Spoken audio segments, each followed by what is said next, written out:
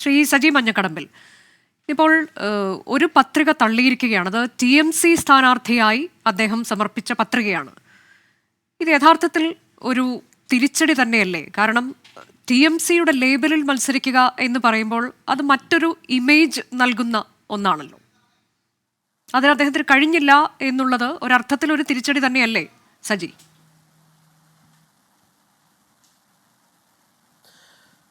അല്ല, അതൊരു തിരിച്ചടിയുമല്ല. നമുക്കറിയാം, തൃണമൂൽ കോൺഗ്രസിൻ്റെ സ്ഥാനാർത്ഥിയായി ശ്രീ PV അൻവർ അദ്ദേഹം മത്സരിക്കാൻ 2 ദിവസം മുതൽ 3 ദിവസം മുമ്പ് പെട്ടെന്ന് തീരുമാനമെടുത്തത്. അപ്പം തൃണമൂൽ കോൺഗ്രസ് ദേശീയ കക്ഷിയാണ്, 2016 ദേശീയ രാഷ്ട്രീയ പാർട്ടിയായതാണ്.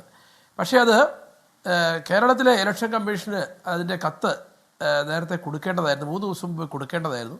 അത് കൊടുക്കാൻ സാധിക്കാത്തത് നമ്മൾ മത്സരിക്കാനുള്ള തീരുമാനം അവസാനം വരെ UDF നേതാക്കന്മാർ ചർച്ച നടത്തിക്കൊണ്ടിരുന്നു.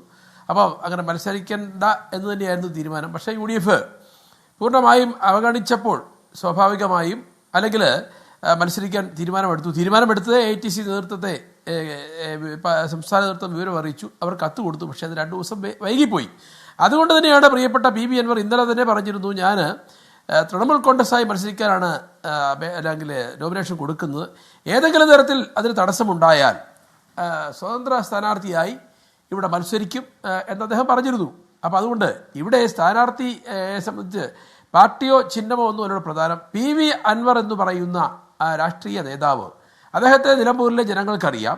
അദ്ദേഹത്തെക്കുറിച്ച് അദ്ദേഹത്തെ കേരളത്തിലെ ഇടതുപക്ഷ ജനാധിപത്യ മുന്നണിയും ഇപ്പോൾ UDFും ഒരേപോലെ അദ്ദേഹത്തെ വഞ്ചിച്ചിരിക്കുന്നു. ഇടതുപക്ഷ ജനാധിപത്യ മുന്നണിയെ സംബന്ധിച്ച് 9 വർഷക്കാലം MLA ആയിരുന്ന അദ്ദേഹം ആ നിയോജകമണ്ഡലത്തിലെ വികസനവുമായി ബന്ധപ്പെട്ട് ചില കാര്യങ്ങൾ ആവശ്യപ്പെട്ടു. പ്രത്യേകിച്ച് മലയോര മേഖലയിലെ പ്രശ്നങ്ങൾ, വന്യമൃഗ ആക്രമണം തടയുന്നതിന് വേണ്ടി നടപടിയെടുക്കാൻ ആവശ്യപ്പെട്ടു.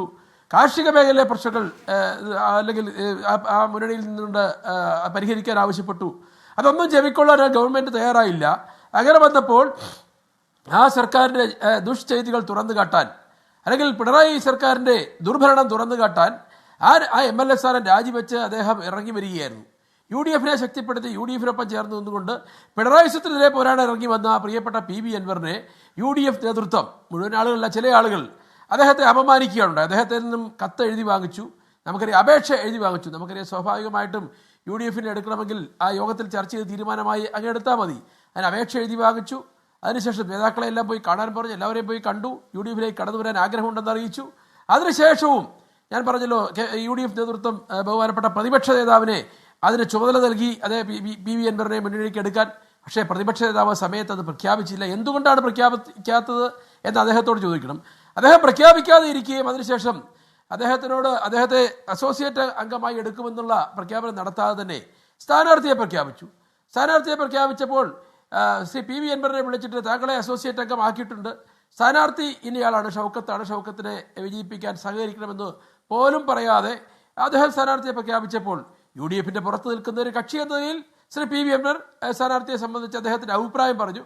അത് പിന്നെ അങ്ങോട്ട് പിന്നെ ക്ഷമ പറയണം, കാല് പിടിക്കണം എന്നൊരു അവസ്ഥയിലേക്ക് പോയി. അങ്ങനെ ക്ഷമ പറയാനും കാല് പിടിക്കാനുമുള്ള ഒരു തെറ്റും PV അൻവർ ചെയ്യാത്തത് കൊണ്ട് തന്നെ അദ്ദേഹം മത്സരിക്കാൻ ഇറങ്ങിയിരിക്കുന്നു. അദ്ദേഹം ഈ തെരഞ്ഞെടുപ്പിൽ ഉജ്ജ്വല വിജയം നേടും, സ്വതന്ത്ര സ്ഥാനാർത്ഥിയാകുമെന്ന് എനിക്ക് തോന്നുന്നു. എല്ലാ വിഭാഗം ജനങ്ങളുടെയും വോട്ടർമാരുടെയും വോട്ട് സമാഹരിക്കാനുള്ള ഒരു സാധ്യത കൂടാതെ ഇതുകൊണ്ട് സാധിക്കുമെന്നാണ് എൻ്റെ വിശ്വാസം. ശരി, ഇപ്പോൾ താങ്കൾ തന്നെ പറയുന്നുണ്ടായിരുന്നു ഇത് ഒരു ചിഹ്നം എന്നൊക്കെയുള്ളതൊന്നും അല്ല പ്രധാനം, വ്യക്തിയാണ് ഇവിടെ പ്രധാനം. PV അൻവർ എന്ന വ്യക്തി, അദ്ദേഹം ഉയർത്തുന്ന വിഷയങ്ങൾ, അത് തന്നെയാണ് പ്രധാനം എന്നുണ്ടെങ്കിൽ പിന്നെ എന്തിനാണ് ഇത്രയധികം UDFിൻ്റെ ഒരു പ്രവേശം, UDF പ്രവേശത്തിന് വേണ്ടി ഇത്രയധികം കാത്തിരുന്നത്? ഒരർത്ഥത്തിൽ വീണ്ടും വീണ്ടും അദ്ദേഹം വാർത്താസമ്മേളനം പോലും മാറ്റിവെച്ചുകൊണ്ടുള്ളൊരു കാത്തിരിപ്പിലേക്ക് പോയത് എന്തുകൊണ്ടാണ്? ഒരു വ്യക്തിയാണ്, അദ്ദേഹം ഉന്നയിക്കുന്ന കാര്യങ്ങളാണ് പ്രധാനം എന്നുണ്ടെങ്കിൽ ഒറ്റയ്ക്കുള്ള പോരാട്ടം എന്തുകൊണ്ട് അതിനെക്കുറിച്ച് തുടക്കത്തിൽ ചിന്തിച്ചില്ല?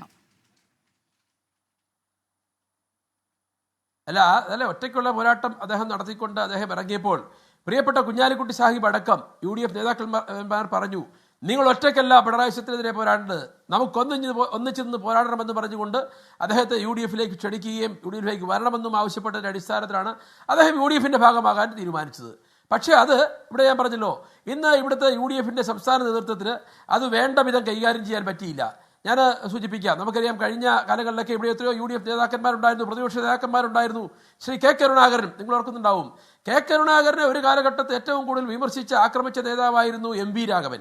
അദ്ദേഹം CPM ഒരു വൻ വടവൃക്ഷമായിരുന്നുവെങ്കിൽ ആ CPM വഴിവിട്ട പോക്കിൽ പ്രതിഷേധിച്ചുകൊണ്ട് അദ്ദേഹം CPM നിന്ന് രാജിവെച്ചിറങ്ങി വന്നപ്പോൾ K കരുണാകരൻ എന്താ ഇത്? അദ്ദേഹത്തെക്കുറിച്ച് അദ്ദേഹം മുൻവൈരാഗ്യമൊന്നും കാത്തു സൂക്ഷിച്ചില്ല. അദ്ദേഹത്തെ കൈപിടിച്ച് UDF ഭാഗമാക്കി, അദ്ദേഹത്തെ മത്സരിപ്പിച്ചു, അദ്ദേഹത്തെ ജയിപ്പിച്ചു, മന്ത്രിയാക്കി.